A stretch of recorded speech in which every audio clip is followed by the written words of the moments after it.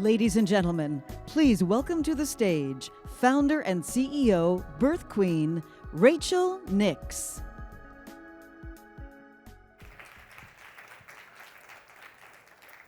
Hello, everyone. My name is Rachel Nix. Before we get started, I would like everyone to just close their eyes, put their phones down just for a few minutes, detach.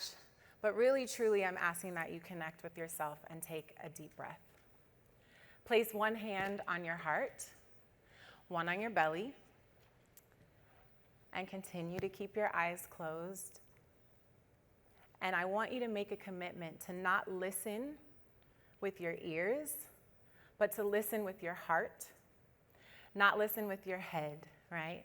And when I am finished speaking, that you make a commitment to put your hands to work. To all the parents in the room, do you remember that moment when you found out you were pregnant? And to all the aunties and uncles in the room, do you remember that magical moment when you received the news that a little person was coming? Remember the journey of pregnancy and all its beauty and splendor and, the main event, birth, right? Now open your eyes. Imagine not coming home with mommy. Imagine that beautiful baby not seeing their first birthday. Nightmare? No. A reality for far too many Black families. Black women are dying at 3 to 5 times the rate in childbirth, 12 times the rate in New York City. I'm going to say that again. Black women in New York City are dying at 12 times the rate as white women in childbirth. And our babies are 3 times as likely not to see their first birthday. This is not a BIPOC issue. This is not an immigrant issue. This is not a low-income issue, a those people issue. This is a crisis that affects all Black women. It is very important that we take a close look at how we got here. African women birthed babies in this country for generations, breastfed babies as wet nurses while their babies were ripped from their chest, either died or went malnourished. So it is unconscionable that the very women that birthed our babies, fed our babies, clothed our babies, and cared for our babies are burdened with surviving their births in 2021. In the 1860s, when Dr. Marion Sims was practicing the cesarean section, he practiced on slaves without anesthesia.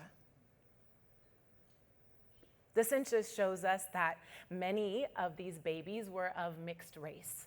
So that tells us those women were first raped. So due to the survival of many of these incredible queens, he was able to deduce, in his personal opinion, that Black women don't feel pain the same way as white women. This fallacy holds true today and is the cause of neglectful care and many deaths. So you might ask, why and how are Black women dying in childbirth? Racism. Black women aren't listened to. We aren't looked out for. Black women's bodies are not broken. The system is broken. And for all my Black women who listen to this, I know you've heard it. I hear it far too often. We're often told, you're a lot. Well, the reality is we carry a heavy load of stress, fear, and trauma. It causes weathering. And it has been proven as a result of this stress and trauma, our cells die at a faster rate. To share a bit of my personal journey, I'm a mother of 2 sons. And this summer, at the height of COVID, of George Floyd, of our political turmoil, I was in my 3rd trimester, pregnant with my baby boy Baldwin, and every single night, as I watched the sun begin to set, I felt an anxiety attack begin to hit. Another one would start because I knew I wasn't going to be able to sleep. And I had to care for my toddler and work and cook and clean and do 80 loads of laundry. We all lived it together. And everyone was just like, oh, it's the baby, it's pregnancy. And I said, I've been pregnant before. The reality was I was horrified about bringing another Black son into this world. Will I be able to protect my boys? I know that I have to live with the reality and the fear every single day that someone at some point may not value my son's life, and choose to take it every day. And after giving birth to my son Baldwin, I had a lot of bleeding, and the doctor was doing what she had to do with her forearm inside of me, like, I'm so sorry. I'm like, I just gave birth, it's fine. But please do what you got to do. I don't want to die. I didn't even know that was living in me, that fear. Anyways, I had a very clear vision right before giving birth to Baldwin to collect Black birth stories. Super clear, like one of those visions where you get out of bed and take it to the gram and text people. Can I do this thing? I think the artist in me was trying to calm my trauma.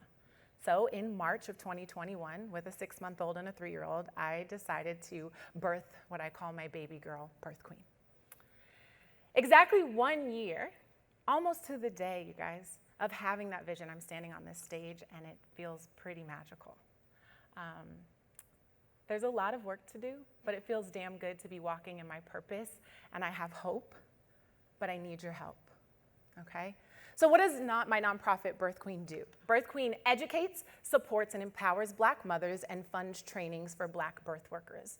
The goal is to provide wraparound care so that Black mothers not only survive, but thrive. My goal is to end the generational passing down of racial trauma and the survival narrative. The solution: raise awareness. If you don't know there's a problem, you can't change it, right? So we must talk about this crisis until it's over. All of us. Press. That's where y'all come in, okay? Raise money. Where are my check writers at? I need y'all, right? Fund trainings for Black birth workers. There are positive outcomes when Black women care for Black women. Case in point, an organization, Beloved Birth Black Centering, based in Oakland, California, is an organization we support. They had 3 mothers out of 12 that said due to the stress, fear, and trauma they were enduring when they found out they were pregnant, they were strongly considering terminating their pregnancies. And when they met and were cared for by their Black midwife, they chose to save their babies. We support pre-existing organizations doing the work. So our goal is to implement group care model, which is called centering, in public hospitals. So what that looks like is Black midwives, doulas, lactation counselors caring for Black mothers in a public hospital setting. We want to work with existing infrastructure and provide resources for change and better outcomes. We also provide education and resources and pre- and postnatal essentials for mom, right? Baby isn't the only one that goes home in a diaper. Many moms don't know that, but they should before they go home and realize, uh-oh, we both need diapers. Everything from newborn care will be provided to nutrition education, meals, postpartum, pre- and postnatal fitness classes, pelvic floor education. Everyone has a pelvic floor. If you didn't know that, you can DM me later. We can talk all about it. It's my favorite muscle group. Directory for Black families to find Black care providers or care providers that they trust. Kimberly Seals Allers founded an app that's incredible called the Earth app. Birth, just take the B off if you're like, how do you spell that? It's basically like a Yelp for Black families to share their birth experiences. She'll be here today. Shout out to Kimberly. Open Black birth centers in Black communities run by Black women for Black women. And listen, the vision is super clear. The solution is here, and it's tangible. And the goal is to start with 2 pilot programs in public hospitals, one that's already running in Oakland, another one in the Bronx that's underway, and open a freestanding birth center in New Orleans. We've got the building, we've got the funding, and we got a little muscle with some people to make it happen. Fine-tune these 3 projects, collect metrics. I know metrics are very important for check writers, so we'll have all of that for you guys, and duplicate this model nationwide. And for my international audience, very, very important. So please open your ears. Do not get comfortable, right? This is not just an American problem. This crisis is hopping over ponds and crossing borders. And last but not least, hello, white men. How are you? Can all the white men in the room please raise their right hand? Come on, you can do it. People were like, oh, you're not gonna do this, Rachel. She is doing it, and you're gonna be okay. Don't worry, I love you, and I need you. So can you take your phone out with your left hand, and you're gonna take my information down, okay? It's Rachel@birthqueen.org, and I need you to pledge to email me right now. Go ahead, do it, put it in there. The time has come for you to use your privilege and your power to protect Black women. If you don't choose to support us, we will continue to die.